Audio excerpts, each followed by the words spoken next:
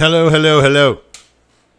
Sorry about this lighting. I don't know what to do about it. Honestly, I don't. I mean, I figure you can see me. If it's a problem, let me know. I'm mostly concerned about the sound. So I just want to talk to you today about how to make a good decision about whether or not to move to Ecuador, and who's going to be real with you. So let's start out with, I think one of the best things you can do, and I said it in a previous video, is to check out the expats Facebook pages. There are several, and I really need to link them. But Ecuador expats, Salinas expats, I think there's a Cuenca expats. I'm pretty sure there's a Manabí one. But I'll see which ones I can find and see if I can put them in there somewhere for you. But why do I think that these are useful is because you get to talk to a wide variety of people. And yeah, they're going to fight with each other over answers too. They're going to do it all the time, but you'll start to see a pattern emerge, because you'll definitely see one of the best topics is safety, right?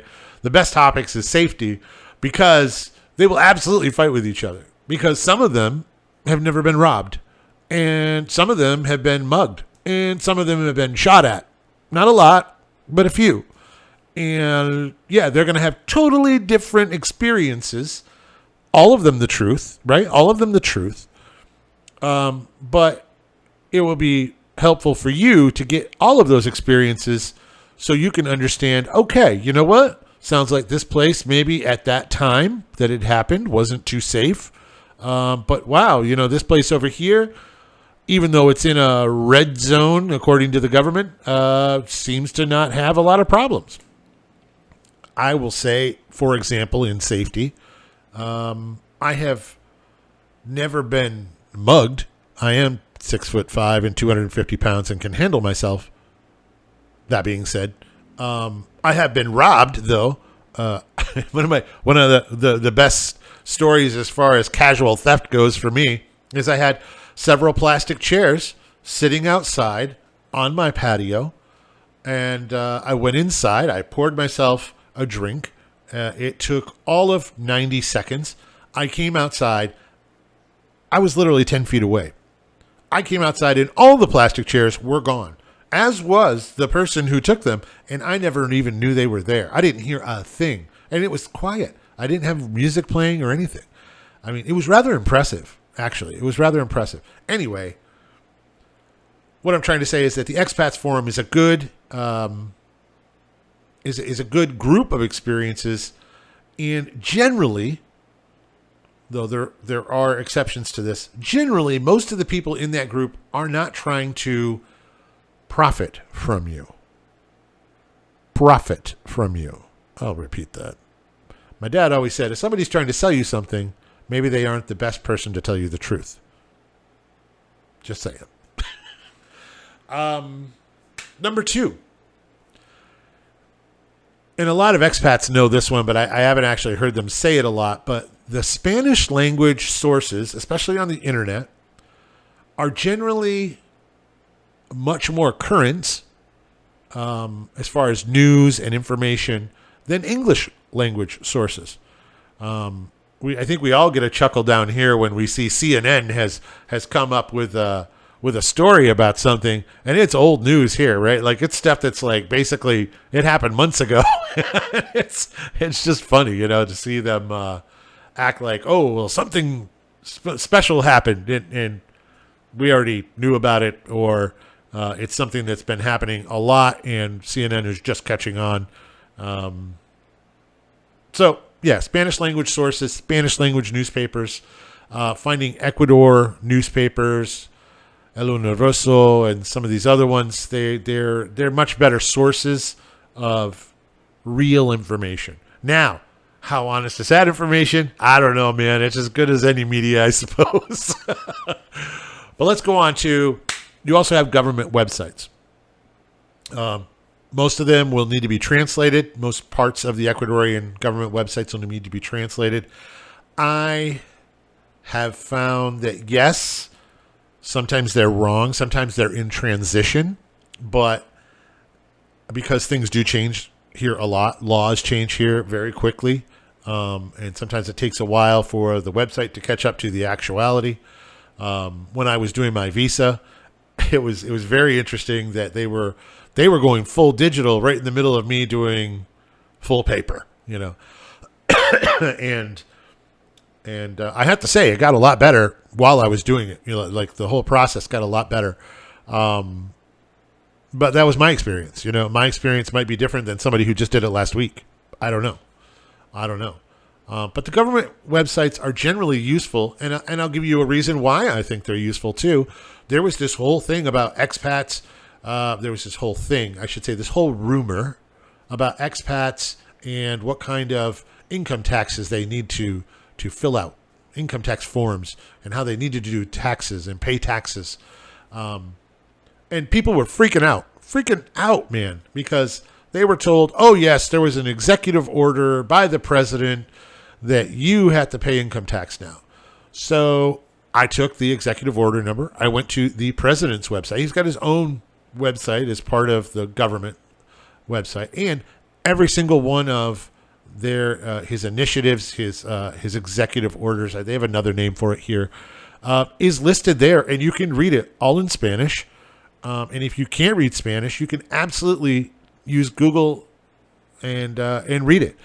There'll be a lot of flowery language, but I went through the whole thing. There was absolutely nothing about like income taxes for regular expats. So we were able to just kind of put that aside and say, maybe somebody who told you that, maybe they weren't, telling you all the information that you needed. I'll be very careful about what I say here, but just saying. I mean, you can figure out what's going on there. Anyway, you should remember that freedom of speech here does not come without consequences, and some of those consequences can be quite consequential. So be careful in Ecuador. Let's see what else. Like I said, people trying to sell you something might not always share all the information that there is. If I want to buy eggs cheap, I don't go up to somebody selling eggs and say, hey, are there any eggs nearby that are cheaper? I may not get all the information, or may not be willing to help me at all, or just really wants to tell me how great their eggs are. The other thing you should remember when you're doing information, and this is just common sense, it's just good sense, is there is no place that is perfect. There is no place that has it all, okay? I think some people that have gone from Ecuador, living in Ecuador, to the United States, found that out rather quickly, that it is not everything it is cracked up to be, that there are difficulties and hardships and barriers to be able to get everything that you would like. And if someone is telling you about how truly perfect and amazing everything is, I would be suspect of their information. And last but not least, and this is just so I don't have an hour-long video here because I could go on for an hour, is learn to distill, right?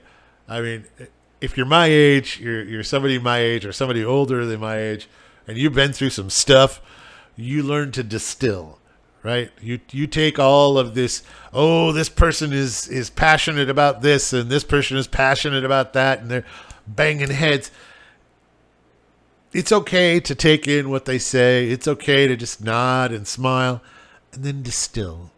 What do you think would really be the truth? What is most likely the truth? That's a hard one here too. Sometimes people will tell you something crazy and you'll be like, that's ridiculous. And it's true. It absolutely happens. I'm not kidding. I'll figure out something. Maybe I could do an example next time. But that's just... This is the way you should get information. This is the way you should gather information, and be careful, because sometimes you'll see a YouTuber saying a certain thing. Yeah, like me. I ain't tried to sell you nothing, but hey, I do have my own view on things, and it doesn't match up with every other expat here. I've had a unique experience that other expats have not had. I'm not here on Social Security. I'm working. I work for a living. And no, I don't work for Ecuador. I work for an American company. And so my position is unique. There's not a lot of people here. There's some. There's a few that they do work still, or they work just to make a little bit of money, and it's a lot different. But I'll do a whole video on working here. I'll do a whole video on working here, my experience and what other people do. We all talk about the fact that if you're coming here looking to take an Ecuadorian job, it's a bad idea. It's a bad idea. It will cause a lot of bad feelings if someone realizes it.